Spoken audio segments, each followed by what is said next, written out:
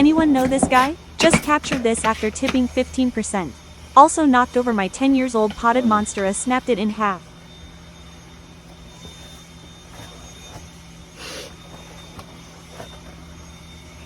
Oh, hey, it said you wanted a contactless delivery, and that's fine, but like, I don't know why you would want a contactless delivery, because it made it really hard, actually, because it's harder for me to see, and like,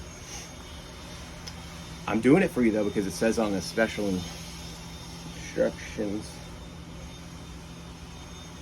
Yeah, so I'll leave it here for you, but I just want to say the 15% tip, especially for contactless, it actually puts more risk on me getting injured on the job. So, you know, I expect at least a 25% tip and up. Anyways, I'll leave it here for you.